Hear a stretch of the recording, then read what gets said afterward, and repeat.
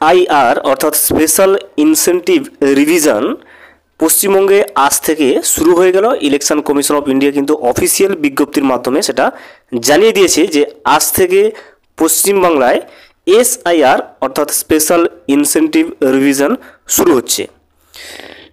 কাদের কাদের কি কি কাগজ লাগবে, শুধু আধার কার্ড দিয়ে এই এসআইআর সম্পূর্ণ করা যাবে কিনা, বাড়িতে না থাকলে যারা পরিযায়ী শ্রমিক রয়েছে তারা যদি বাড়িতে না থাকে সেক্ষেত্রে উপায় কি, অনলাইনে কিভাবে এসআইআর হবে, 2002 সালের লিস্টে নাম থাকলে সেক্ষেত্রে করণীয় কি, এছাড়া নাম ভুল 2 থাকে সেটার ব্যাপারেও কি পদ্ধতি রয়েছে, এছাড়াও কাদের নাম বাদ যাবে বা কিভাবে সেটা যাচাই হবে, 11টি কি নথি যেটা ইলেকশন কমিশন অফ ইন্ডিয়া জানিয়েছে যেটার দ্বারা এসআইআর কমপ্লিট করা যেতে পারে, এছাড়া পশ্চিমবঙ্গে ওভারঅল টোটাল যে 11টি নথির উল্লেখ করেছে ইলেকশন কমিশন অফ ইন্ডিয়া সেগুলো কি সমস্ত বিষয়ে এই এসআইআর এর বিষয়ে পুঙ্খানুপুঙ্খ কিন্তু আমরা আজকের এই ভিডিওতে বিস্তারিতভাবে জেনে নেওয়ার চেষ্টা করব। ভিডিওটি বিস্তারিতভাবে দেখে নেওয়ার আগে ছোট্ট একটা অনুরোধ, যদি চ্যানেলে নতুন হয়ে থাকেন অবশ্যই চ্যানেলটা সাবস্ক্রাইব করে রাখবেন এবং নোটিফিকেশনটা অল করে রাখবেন এই ধরনের সমস্ত আপডেট সবার আগে পাওয়ার জন্য। চলুন আজকের আপডেটটা আমরা বিস্তারিতভাবে দেখে নিই। বঙ্গে শুরু করা হলো এসআইআর, 12 রাজ্যে রাতেই ফ্রিজ করা হলো ভোটার তালিকা। দ্বিতীয় পর্বে বাংলা সহ 12টি রাজ্য এবং কেন্দ্রশাসিত অঞ্চলে ভোটার তালিকার নিবিড় সংশোধনী বা এসআইআর শুরু হচ্ছে। বাংলায় আজ থেকে শুরু এসআইআর, বাংলা সহ 12টি রাজ্যে সোমবার রাতেই কিন্তু ফ্রিজ করা হয়েছে ভোটার তালিকা। সোমবার দিল্লির বিজ্ঞান ভবনে সাংবাদিক বৈঠকে ঘোষণা করলেন দেশের মুখ্য নির্বাচন কমিশন জ্ঞানেশ কুমার। এদিন কমিশনের তরফে জানানো হলো যে দ্বিতীয় পর্বে এসআইআর হবে পশ্চিমবঙ্গ, তামিলনাড়ু, উত্তরপ্রদেশ, রাজস্থান, ছত্তিশগড়, গোয়া, গুজরাট, কেরল, লাক্ষাদ্বীপ, মধ্যপ্রদেশ, পুদুচেরি এবং আন্দামান নিকোবরে। অসমের এনআরসি প্রায় শেষের পথে, সেখানে নিজস্ব বিধান রয়েছে তাই সেখানে হচ্ছে না এসআইআর। জ্ঞানেশ কুমার আরও জানিয়েছেন বিরাট কর্মযজ্ঞে আন্দামান ও নিকোবর, বাংলা, ছত্তিশগড়, গোয়া, মধ্যপ্রদেশ, পুদুচেরিতে প্রায় 5 লক্ষেরও বেশি কিন্তু বিএলএ কাজে কিন্তু যোগ দেবেন। এদিন কমিশন জানিয়েছেন এসআইআর বাস্তবায়নে আজ থেকে শুরু হচ্ছে এনুমেরেশন ফর্ম ছাপা।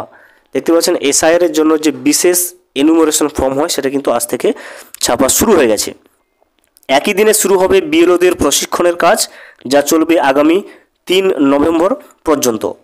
4 নভেম্বর থেকে 4 ডিসেম্বর পর্যন্ত বাড়ি বাড়ি গিয়ে এনুমেরেশন ফর্ম দেওয়া হবে। তো এসআইআর এর জন্য যে এনুমেরেশন ফর্ম সেটা কিন্তু 4 ডিসেম্বর থেকে বাড়ি বাড়ি গিয়ে পৌঁছে দেওয়া হবে এবং সেগুলো করবে বিএলওরা। কেউ রাজ্যের বাইরে গেলে বা প্রবাসীরা অনলাইনে ফর্ম ভরতে পারবেন। দেখতে পাচ্ছেন পরিযায়ী শ্রমিক রয়েছে যারা বাড়ির বাইরে যারা রয়েছে তারা কিন্তু অনলাইনে কিন্তু এই এনুমেরেশন ফর্মটা ফিল আপ করতে পারবে। অন্যদিকে খসড়া ভোটার তালিকা প্রকাশিত হবে 9 ডিসেম্বর। এই তালিকা নিয়ে অভিযোগ থাকলে 9 ডিসেম্বর থেকে 8 জানুয়ারির মধ্যে জানতে হবে। পরবর্তী পর্যায়ে 9 ডিসেম্বর থেকে 31 জানুয়ারি পর্যন্ত চলবে অভিযোগ শোনা এবং খতিয়ে দেখার কাজ। চূড়ান্ত তালিকা প্রকাশিত হবে 7 ফেব্রুয়ারি। জ্ঞানেশ কুমার জানিয়েছেন 2003 সালের সূচিতে যাদের নাম রয়েছে তাদের আর কোনো কাগজ দিতে হবে না। নিজের নাম থাকলেই ও যদিও বাবার নাম থাকে তাহলেও আর কিন্তু কাগজ দিতে হবে না। দেখতে পাচ্ছেন 2003 সালে যদি আপনার নাম অথবা আপনার বাবার নাম থাকে সেক্ষেত্রে কোনো কাগজ কিন্তু লাগছে না।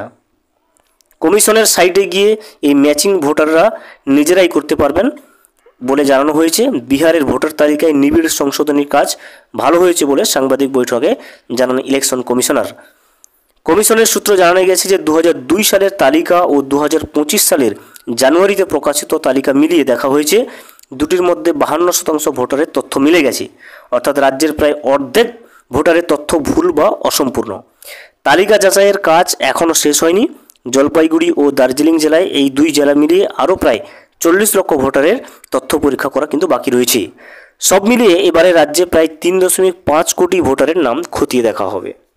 দেখতে পারেন এসআইআর শুরু হয়ে গেছে। এবারে আমরা দেখে নেব ইলেকশন কমিশন থেকে যে 11টি নথির কথা বলা হয়েছে সেই 11টি নথিগুলো কি সেটা কিন্তু এখানে লিস্ট আকারে দিয়ে দেওয়া রয়েছে। আপনি দেখতে পাচ্ছেন, দেখুন প্রথমে রয়েছে কেন্দ্র বা রাজ্য সরকারের কর্মচারীর অফিসিয়াল আইডি কার্ড বা পেনশন কার্ড। এছাড়া দেখুন 2 নম্বরে রয়েছে 1 জুলাই 1987 আগে ইস্যু হওয়া ব্যাংক অথবা পোস্ট অফিস বা সরকারি কোনো সংস্থার নথি। 3 নম্বর রয়েছে জন্ম শংসাপত্র বা বার্থ সার্টিফিকেট। চতুর্থত রয়েছে আধার কার্ড পরিচয়পত্র হিসেবে ব্যবহার করা হলেও নাগরিকত্ব প্রমাণ করতে কিন্তু আধার কার্ড ব্যবহার করা যাবে না, তো আধার কার্ডের সাহায্যে কিন্তু এসআইআর হবে না। এছাড়া রয়েছে বৈধ পাসপোর্ট দিয়েও করতে পারবেন। মাধ্যমিক বা তার বেশি শিক্ষাগত যোগ্যতার শংসাপত্র থাকলে সেটাও অনুমোদনযোগ্য। রাজ্য সরকারের অনুমোদিত আবাসন বা বাসস্থান শংসাপত্র, বনাধিকার অর্থাৎ ফরেস্ট রাইটসের যে শংসাপত্র হয় সেগুলো দিয়েও আপনি এসআইআর প্রুভ করতে পারবেন।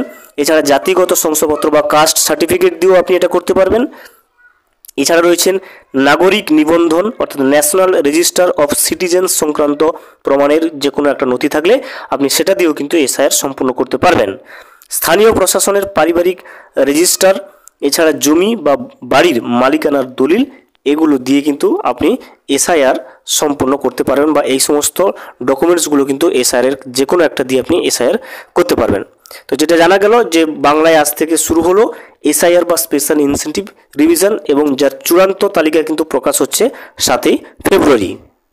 ভিডিওটি সম্পূর্ণভাবে দেখার জন্য অসংখ্য ধন্যবাদ। এখনও পর্যন্ত যদি চ্যানেলে নতুন হয়ে থাকেন এবং সাবস্ক্রাইব না করে থাকেন, অনুগ্রহ করে চ্যানেলটা সাবস্ক্রাইব করে পাশে থাকবেন।